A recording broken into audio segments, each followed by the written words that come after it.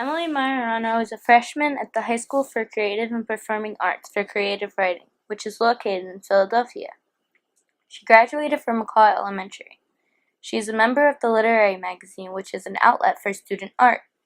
This spring, she'll be performing in a school-wide showcase of poetry and playwriting called Writers Cafe. Sophomore year, she is considering to be a vocalist minor. After graduation, she plans on also studying drama and theater. Emily's piece is focused on an experience with a friend of her sister's who was pregnant and how that influenced the relationship with her own childhood. Childhood is the foundation of life, made of the roots of what I will grow to become. But as I bloom further towards sunlight, I am comforted by a child's instinct to follow their curiosity.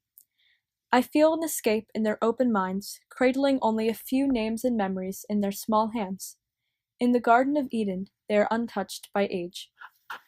Although I believe the child in me is lost under layers of years, how my feelings wander and eyes still widen at new sights, I know the spirit of a child still shadows me. After the final week of 7th grade, my mom and I drove into Center City, skyscrapers just starting to shimmer in the early summer. Frustrated from the beeping and sweating traffic, my mother pounded her fists on the steering wheel as she said, "And we know Gabby's pregnant." Gabby, whose freckled face hung on my sister's corkboard and curvy body stood beside her on the stage of their high school graduation, was becoming a mother. Then, feeling the child in me itch, I twisted my mouth in a smile. "Gabby's pregnant?" My mother gasped, mortified that she told my sister's secret, almost as mindlessly as a child. Eventually, on a still March night, my dad eagerly called me, waving his phone at the bottom of our staircase. Open on the screen was a photo of a newborn boy cocooned in a hospital blanket. As I scooped it from him, he said, "Now, don't cry, don't cry." But just as helpless as a child, I began to tear.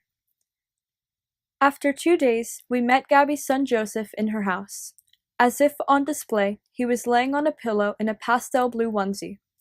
My mother and I sat on the edge of the couch and watched him with his eyes blissfully closed. But across the pieces of an unassembled crib, our families roared over the dining room table. As they reminisced, their laughter rattled the glasses and plates.